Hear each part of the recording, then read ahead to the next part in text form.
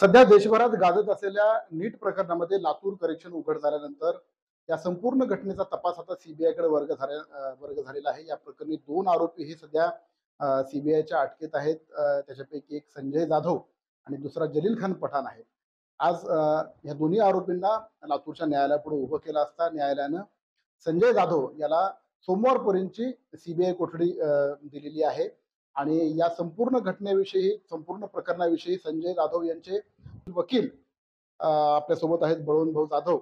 बळवंत भाऊ, कसं बघता तुम्ही ह्या प्रकरणाला? एकूण तुम्ही संजय जाधव या आता ज्यांच्यावर आरोप आहे नीट प्रकरणामध्ये घोटाळा, त्यांचे वकील आहात.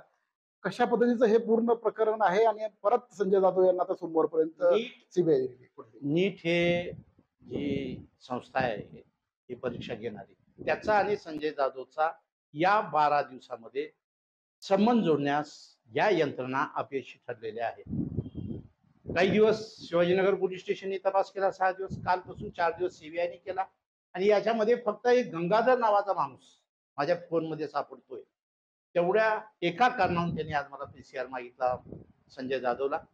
आणि कोर्टाने या प्रकरणाचं असलेलं गांभीर्य, प्रसार माध्यमात होत असलेल्या चर्चा, समाजात होत असलेल्या चर्चा, या सर्व गोष्टी लक्षात घेता सफिशियंट टाइम इन्व्हेस्टिगेशनसाठी जो सफिशियंट अपॉर्च्युनिटी दिली पाहिजे ते देण्याच्या दृष्टीनं आज 2 दिवसाची परत पीसीआर दिलेली आहे. कारण गंगाधर हा संजय जाधवच्या फोनमध्ये त्याचा नंबर होता आणि त्याला काल अटक झालेली आहे. त्याला लातूरला आणतील आणि तोपर्यंत आम्हाला पीसीआर दिलेला आहे आणि मोबाईल फोनमध्ये सापडलाय. पण संजय जाधव आणि नीट एक्झाम घेणारी संस्था याचा कुठेही संबंध आलेला नाही, किंवा संजय जाधवनी कुणाकडनं पैसे घेऊन मार्क वाढवले असाही तपासामध्ये आज तागायत काही निष्पन्न झालेलं नाही. परंतु गंगाधर नावाच्या एका दिल्लीच्या व्यक्तीशी माझं संबंध आहेत, फोन कॉल झालेले आहेत, या एका कारणावरून दिलेला आहे. आणि ते सोमवारपर्यंत 2 दिवसाचा वेळ न्यायालयाने पुरावा गोळा करण्यासाठी सफिशियंट टाइम असावा, बेस्ट अपॉर्च्युनिटी सीबीआयला दिली जावी म्हणून दिलेलं आहे. आणि त्याला आम्ही सोमवारी आता परत एमसीआर करतील असं मला वाटतं. मुळामध्ये हे संपूर्ण प्रकरण, या प्रकरणामध्ये एकूण 4 आरोपीवर गुन्हा दाखल आहे, ज्यापैकी संजय जाधव आणि जलील खान पठाण हे अटकेत आहेत. तर इरन्ना कोनगुलवार आणि गंगाधर नामक दिल्लीचा व्यक्ती हे 2 आरोपी फरार आहेत. त्याच्यापैकी गंगाधर या आरोपीला सीबीआयनं आंध्र प्रदेशमधनं अटक केलेली आहे. सध्या ते बेंगलोर इथे सीबीआयच्या ताब्यात असल्याचं आज कोर्टातनं कळलेलं आहे. मुळामध्ये जाधव साहेब, आता हा जो गंगाधर आहे, गंगाधरचा जो संपर्क आहे तो आपल्या संजय जाधवच्या तुम्ही आता सांगितलं. पण संजय जाधवच्या मोबाईलमध्ये जे 10 विद्यार्थ्यांचे हॉल तिकीट सापडले, त्या पालकांची सुद्धा चौकशी केलेली आहे. म्हणजे एकूणच ह्याच्यामध्ये व्यवहार झाल्याचं नेक्सस सुद्धा पुढे आलेलं आहे. मला आपल्या माध्यमातून तपास यंत्रणेलाही सांगायचं आहे की ज्या पालकांनी आपल्या मुलाचे मार्क वाढावे म्हणून गैरमार्गाचा अवलंब करून जर पैसे दिले असतील तर तेही आरोपी. लाच देणं, लाच घेणं दोन्ही गुन्हा आहे. हुंडा देणं, हुंडा घेणं जसे आहेत गुन्हा. तसा आपला मुलगा पात्र नसताना त्याला पात्रता दाखवून पैशाच्या बळावर त्याला मार्क वाढवण्याचा प्रयत्न करणारे हे पालक सुद्धा यामध्ये आरोपीच आहेत, साक्षीदार नाहीत.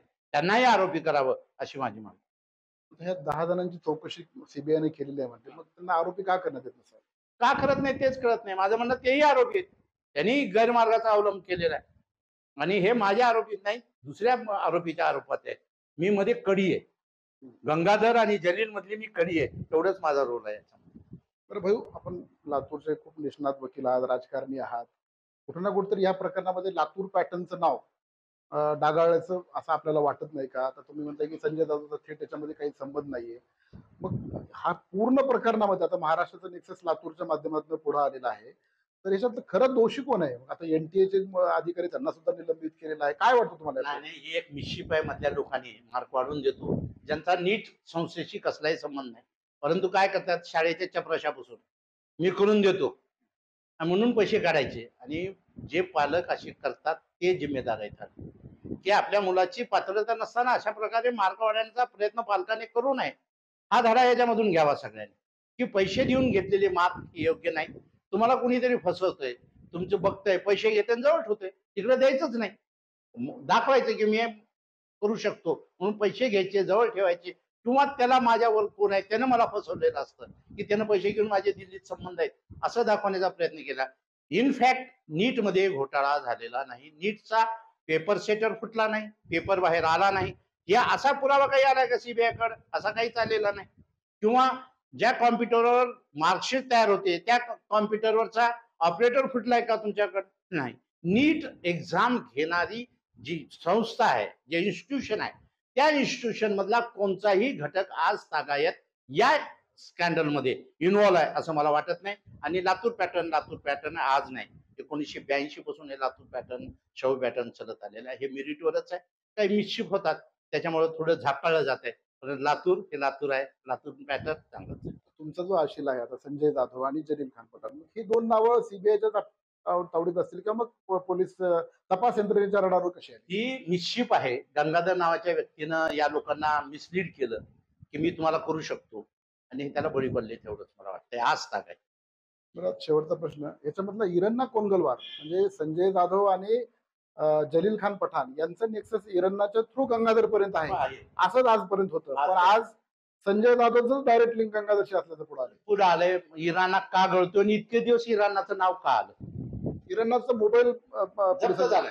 इराणाचा मोबाईल जप्त झालाय. इराणानं माझ्या माहितीप्रमाणे आज जिल्हा न्यायालय स्पेशल कोर्टामध्ये अटकपूर्व दाखल केलेला आहे. म्हणजे इराणाला आपल्यावर केस आहे हे माहित आहे. इराणाचं इतके दिवस नाव काय घेतलं गेलं आणि तो बाजूला का सरकतोय याचाही तपास होणं गरजेचं आहे. इराणा जर फरार असेल तर इराणाचा मोबाईल सापडला कसा? इराणाचा मोबाईल त्याच्या घरून घेतलेला आहे. फरार होता, मोबाईल विसरून गेला तो. मोबाईल ठेवून गेला. एखादा ठेवून जातात, 2-3 घेऊन जातात. हे लोक हुशार असतात.